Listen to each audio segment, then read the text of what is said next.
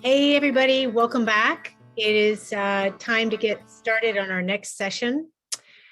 Want to thank Jennifer Flint from Oregon DEQ for moderating that last session. Thank you so much. And I want to thank our participants, Steve, Lena, Tom, and Mike for fabulous presentations on case studies from this past year. So thank you so much for your participation in that session. And we're now going to pivot to climate change.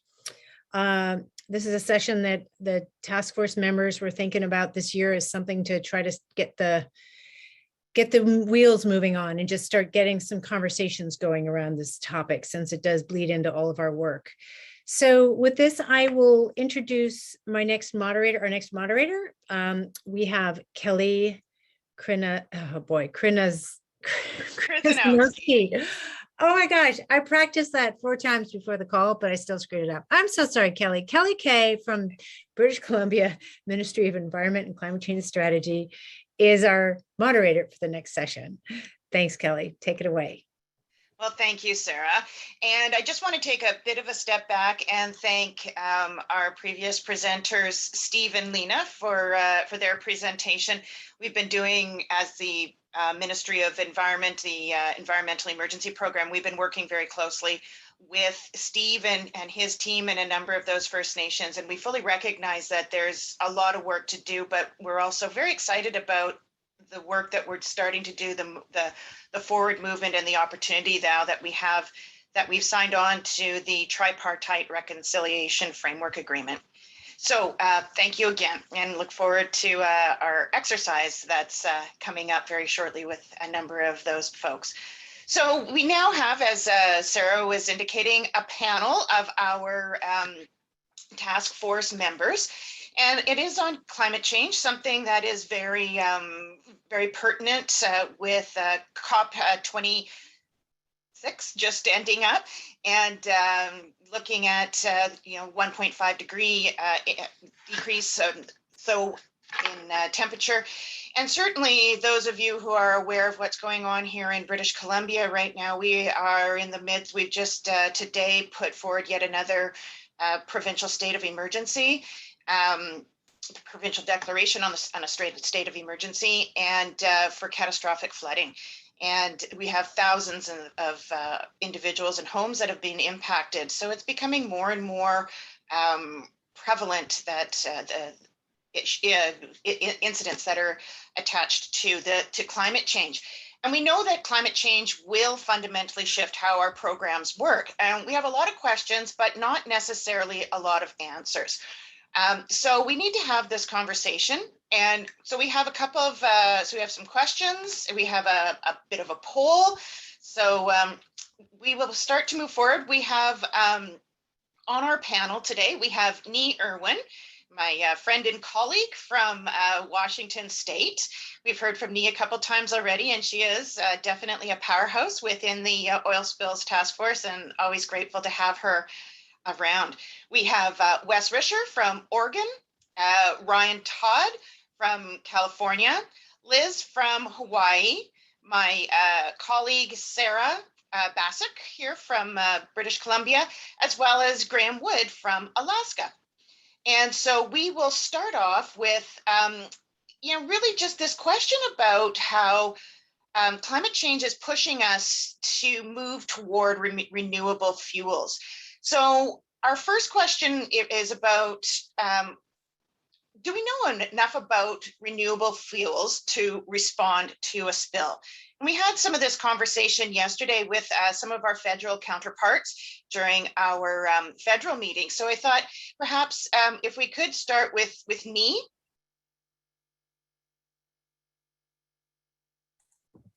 Great, thanks, Sarah. Thanks, Kelly. Yeah, I think to start out with, I want to talk a little bit about, at least in Washington, for us, what the climate change sort of initiative that is within our state. It's pretty aggressive and a pretty bold package that was put together in 2021 by our legislature. And the Climate Commitment Act puts a pretty firm legal cap on Washington's emissions. helping to ensure that we achieve our state's target of net zero greenhouse gas pollution by 2050.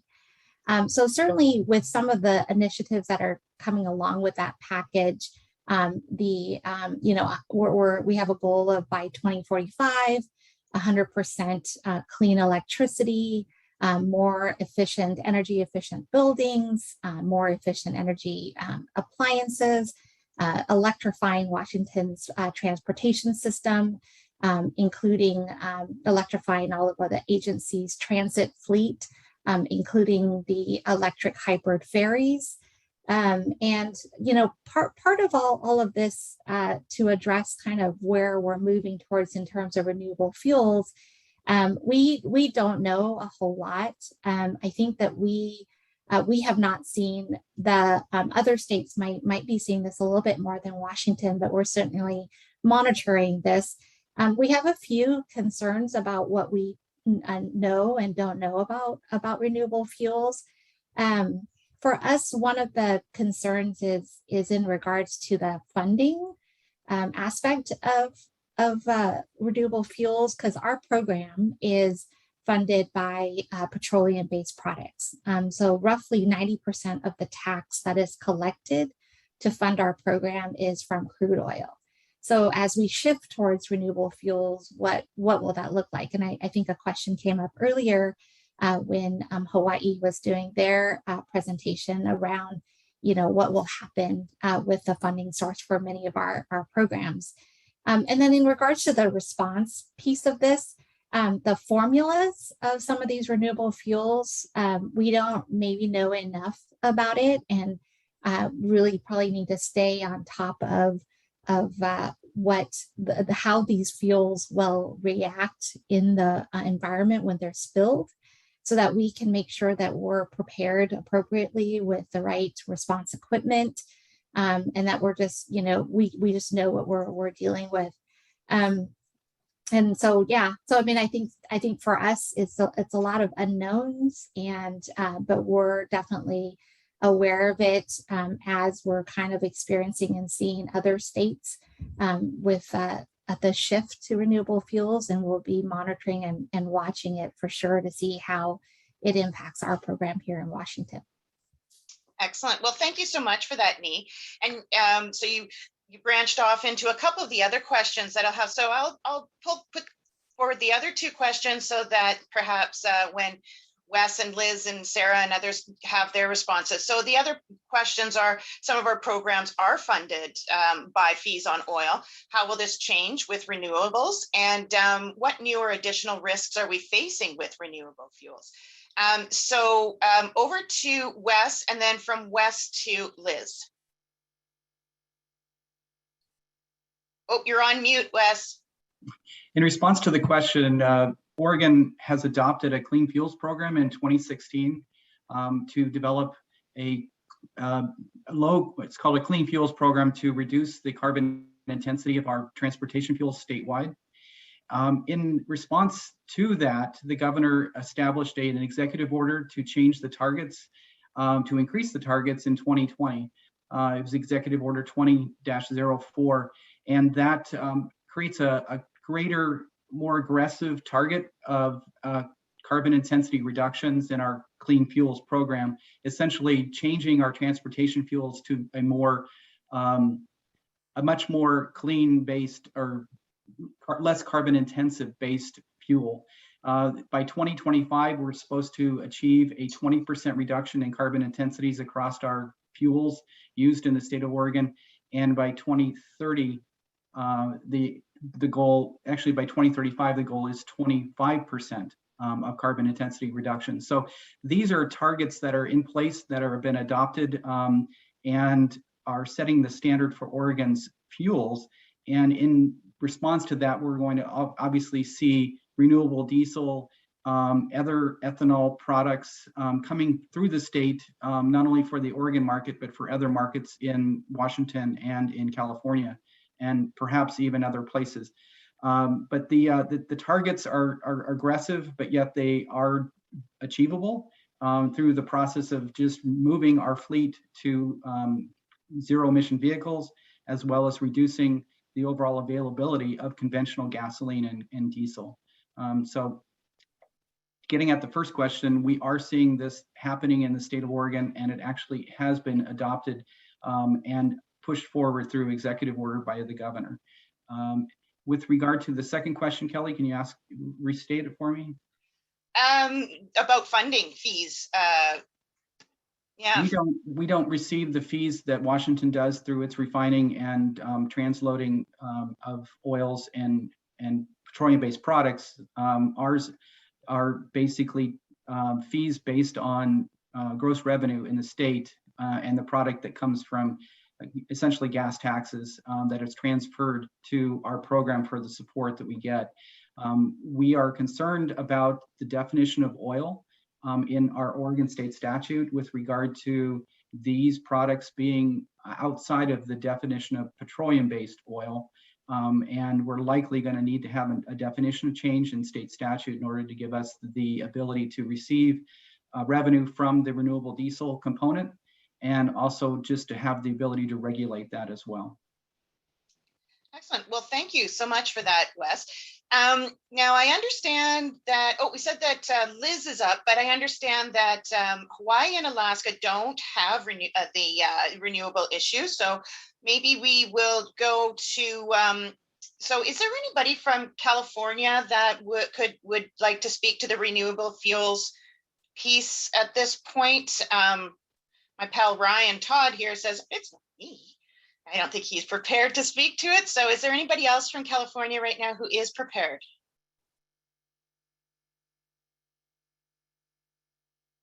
Okay, well, after that short, awkward silence, how about what we'll actually do now is move on to, there's a poll that we would like to put forward. Sarah Braced, I just want to confirm that if this is now the time for the poll to come up. I think you were going to ask the panelists about just what they're doing in terms of climate change policy in the programs. And then after that, we'll go to the poll. Okay, thank you very much. I wasn't exactly sure where that came in. Okay, so William Marhofer has put forward that William has had has long had local Pacific biodiesel. So thank you for that addition, William. So the question that we have here in big and bold is with regards to prevention, preparedness, and response, how are you viewing climate change policy? So how are you working on this within your own programs? And I think Nia and Wes, you've both done a cursory touch of it, but how about, do we want to go to Graham in Alaska? Good afternoon, everyone.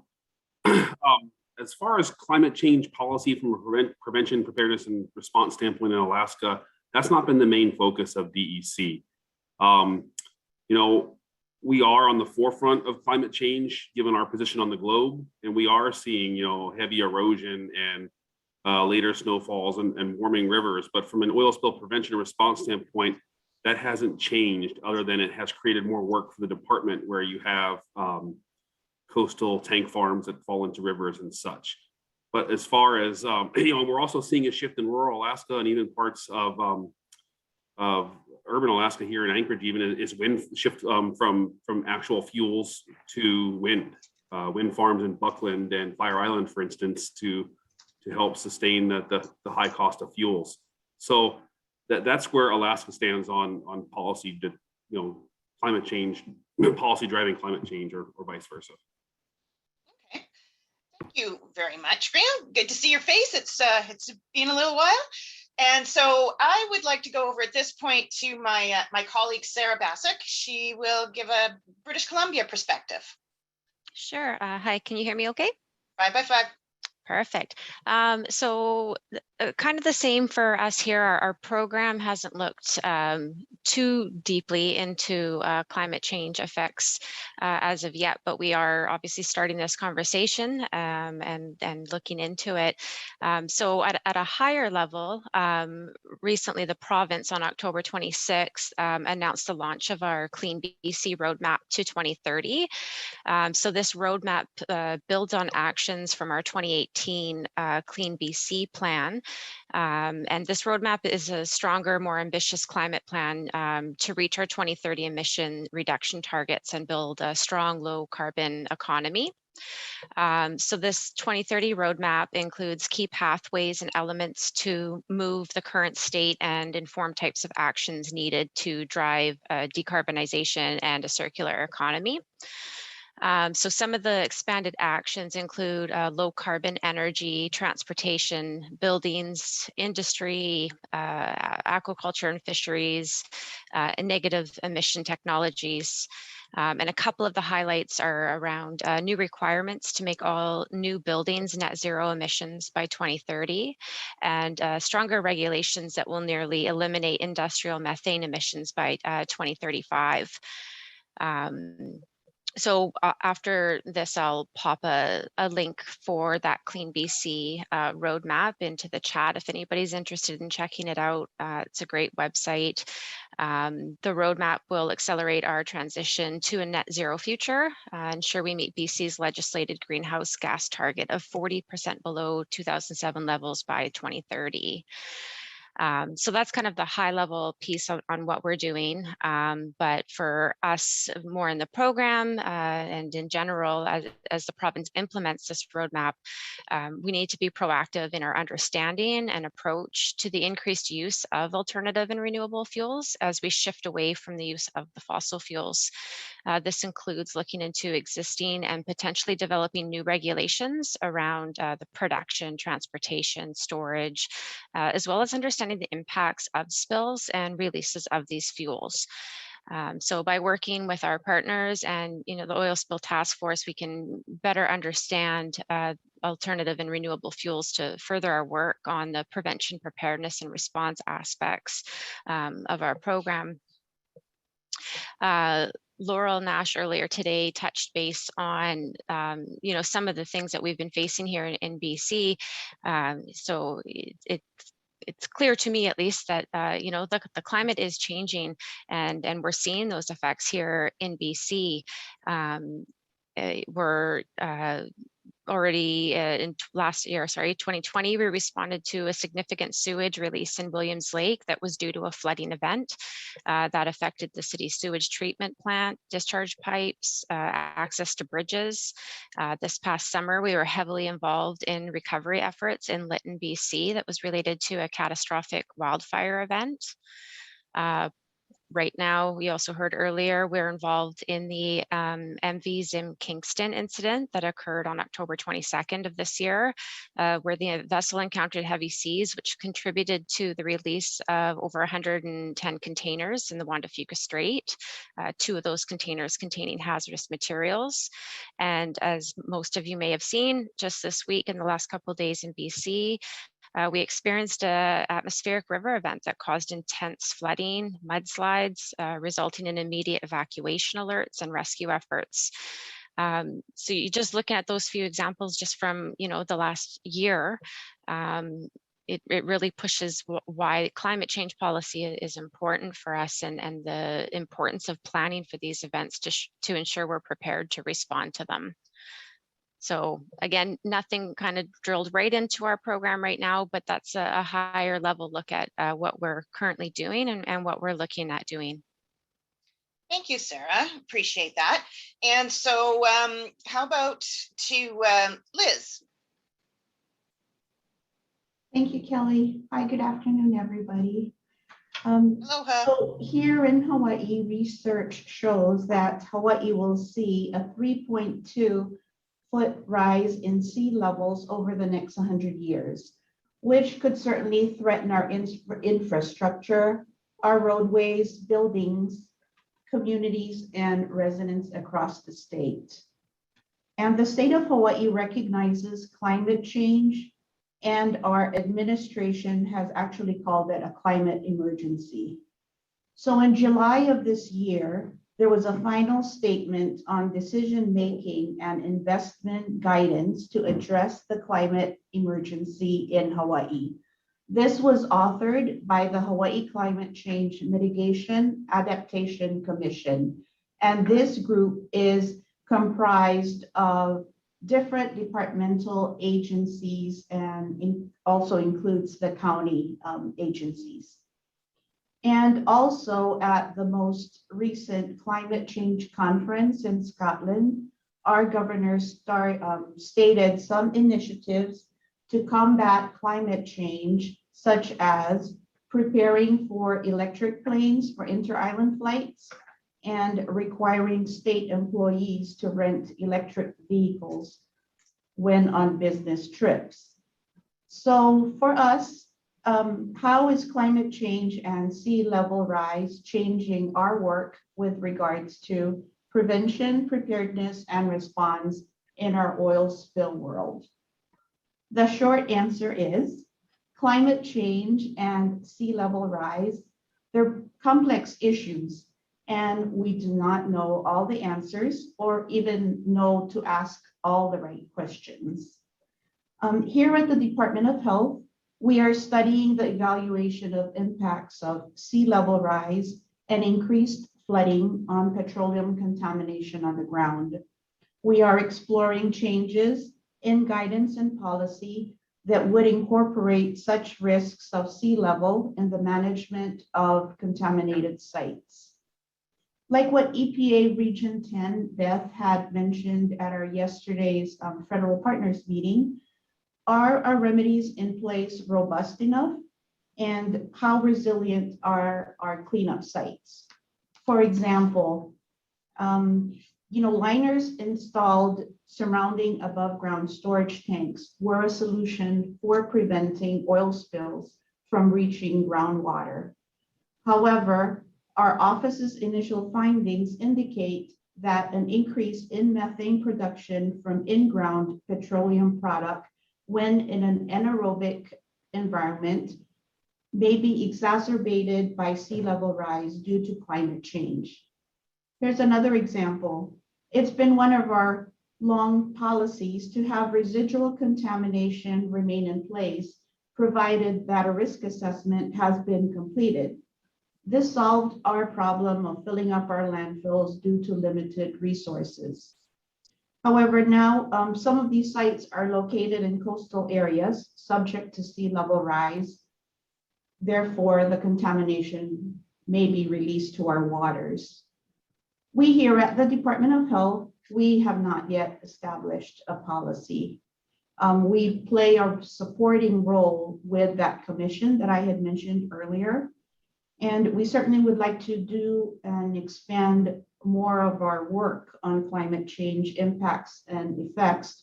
However, we have limitations of staff time and funding.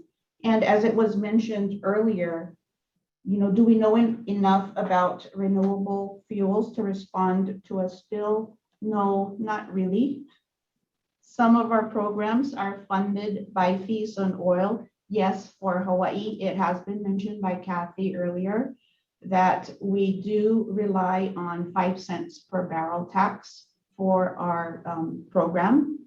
And whatever happens, we recognize that we do need to be prepared to prevent, prepare for, and respond to all incidents.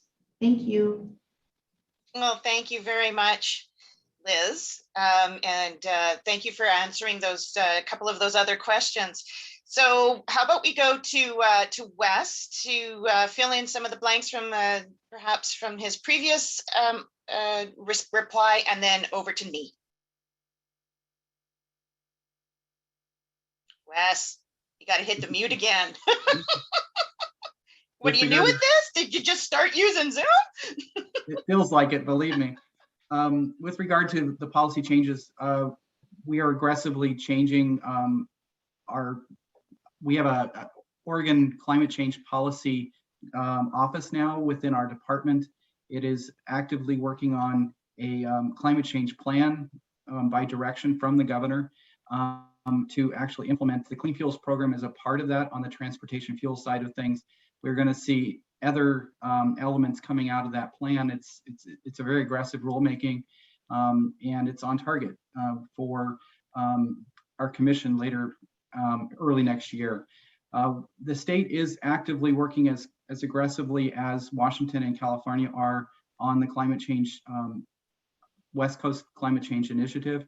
And with regard to the fuels that we're going to be seeing, and we are seeing in our communities and through our communities, we're seeing we are not prepared necessarily to deal with these changed fuels, but at the same time, they are expected to perform very much like fuels from petroleum-based products.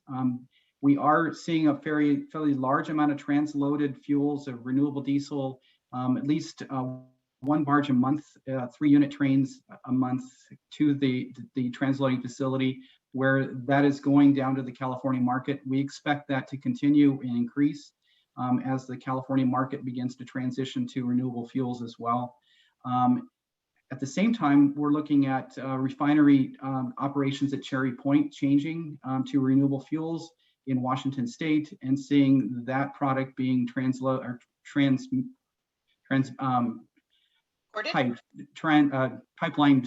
to Oregon through the Olympic pipeline as well.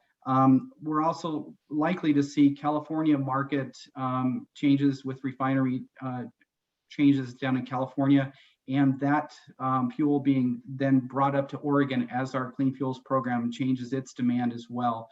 So there's going to be a lot of, as I see it, a lot of change within our fuel mixes in the state, and we're just going to need to stay on top of these types of fuel changes in the state, and our plans need to reflect that accordingly. I don't really have much more to say on the topic because it's just, again, it's such an emerging concern, even though it's been on everybody's radar here in Oregon and Oregon DEQ for over 20 years, as far as conversation and actually movement and efforts. It's just that the sense of urgency is now upon us, and we need to actively and aggressively start addressing this issue. So, yeah, fully concur. I think we're all feeling that. There's a lot of, it's complex. There's a lot of moving parts and a lot of new pieces that we're all learning. And so finally, over to you, my friend Nee. Great, thanks, Kelly. Not much more to add. I mean, I think similar to everybody else, were those initiatives and commitments that our state governors and legislatures are working on to help each of our states, reduce these emissions. And I think, for the Department of Ecology, we certainly got a huge package and responsibility, have a new section on climate change within the Department of Ecology. We're doing a lot of hiring. Over 100 positions are available with the Department of Ecology. So, the legislature really, put the money where their commitments are. So we're seeing just a lot of work. We're, in the oil spill kind of world. There's some realities here that are kind of creeping up a little bit. We've been thinking about these things for a long time, as you've all said, but we're just really starting to see these projects pop up, questions being asked. Certainly one thing that we are experiencing right now is as we're seeing kind of these larger oil companies that we've been used to working with, have great relationships with, they've been here a long time, we know their teams, and we plan with them. As they're kind of transitioning to renewable fuels, or they're even leaving the traditional oil business, we're kind of seeing smaller companies come in behind them. And those companies are new to us. They're much smaller. So we're a little bit concerned about how we ensure that if an incident were to happen, that these smaller companies are financially equipped to pay for and mount a rapid aggressive response that we're used to in this state.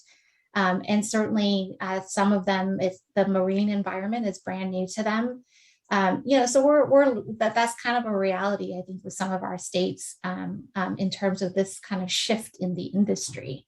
a lot of really great things might come out of all of this, but also some kind of unintended, consequence of the current framework of what we work in now. So we're here in Washington. We're waiting. We're monitoring. These kinds of forums are super important as we're all seeing different things happening in our each states, and we're sharing those lessons learned. So we're a part of that.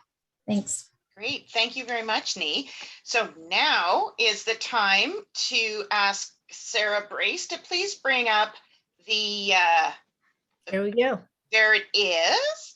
And so, Panelists, please be careful. You can accidentally end that poll if you're not careful. So if you are a panelist, please be careful and don't click any end sort of buttons. hosts and panelists, we cannot vote. Correct. Okay. Okay. So is your organization currently engaged in climate change planning? So please tick off yes or no. And while you're going through this, we had a question about how is LNG considered within this framework of actions to address global warming, climate change? Any of the panelists?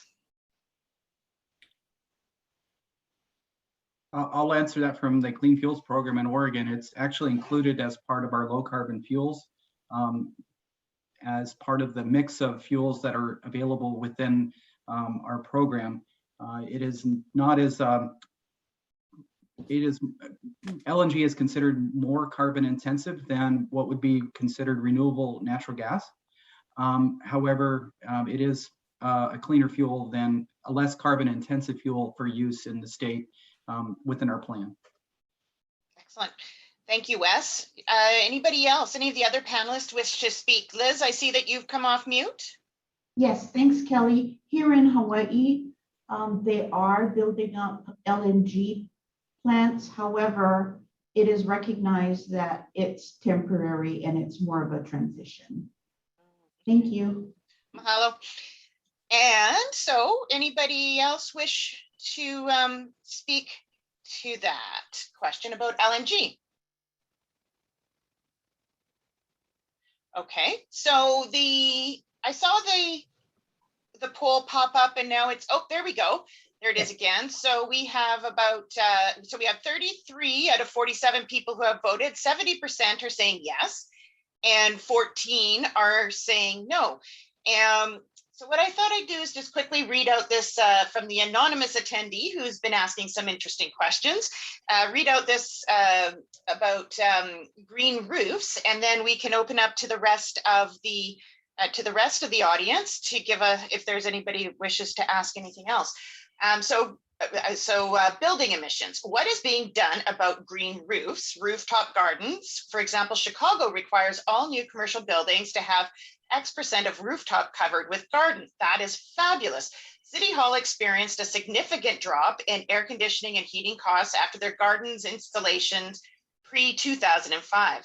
And then new ordinance also created a market for garden tiles, a la carpet tiles. So absolutely brilliant, very interesting. Does anybody, I guess just reading that, any feedback on that from any of the panelists or anything? Hi, Kelly. For Hawaii, we don't have, any ordinances or regulations for that.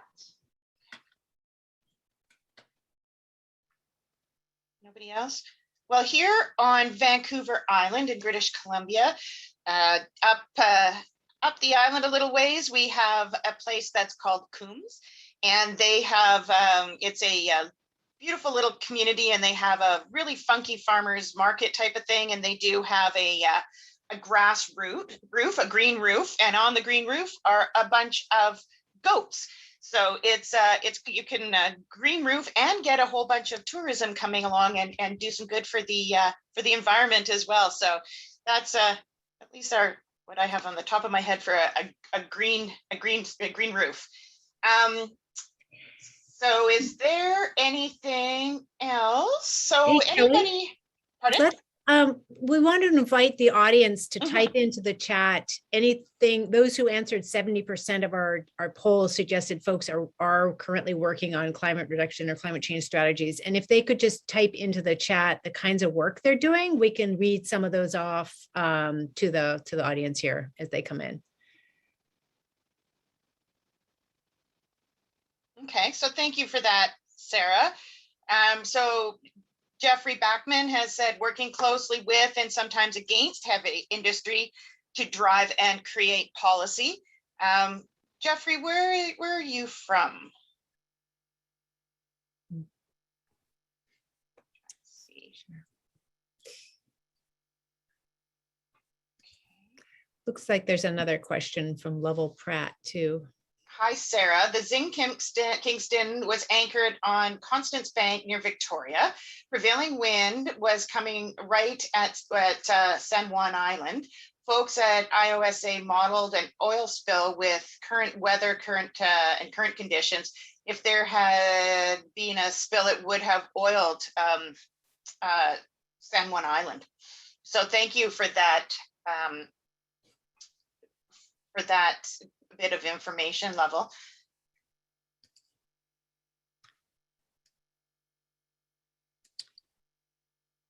Okay. There's a few more things coming in the chat. My organization is UBC and Climate Action. Okay, thank you. Oh, Jeffrey works for Halalt. Okay, fabulous. So from Katie, Olympic Coast National Marine Sanctuary is working to conduct a rapid vulnerability assessment for climate and non-climate stressors on key habitat species and ecosystem services to develop adaptation and mitigation strategies for our management plan review. That sounds very comprehensive, and I think as you build this rapid vulnerability assessment, we certainly would love to hear more about that. We could stay in contact with you. And have I missed anything there, Sarah? Helping clients develop climate change plans from Jessica Whipple. If you, Jessica, have any example climate change plans that you are willing to share or pop into the chat, that would be great. Some organizations are starting to go that direction of developing climate change strategies or plans. It's always great to see what other people have done. Rachel Mueller, thank you so very much for providing your climate action plan from the University of British Columbia. Excellent. Appreciate that. And so Sarah Brace will be pulling all of these off and including all of these in the meeting notes so that people can follow up later. Yes, absolutely. Yes. Of course. Okay. Anything else on this very important, super critical climate change issue? How are we for time, Sarah? It looks like we're like pretty much bang on with 2 minutes to spare. So I'd like to thank everybody on the panel for preparing your answers and for taking time to respond. And very much would like to thank all of you who have provided your some comments here in the chat and some of your documentation, and certainly thank you to Michelle Young with Georgia Strait Alliance, a plan that's talking about how, so we could take a look at our BC climate plan so it still lags behind Pacific Coast neighbors, and take a look at our comparison with how we're comparing up with some of our friends and colleagues to the north and to the south of us. So with that, Sarah Brace, shall I hand it back to you? I'll take it back. I'll take the baton. Thank you. Thank you. I'm going to give everybody about a half-minute stretch break. I'm going to grab a glass of water, but please don't go away. Come back for the Legacy Award presentations. This is really exciting. We're so excited to deliver Legacy Awards to some amazing people. So hang tight, quick stretch break, and we'll be right back.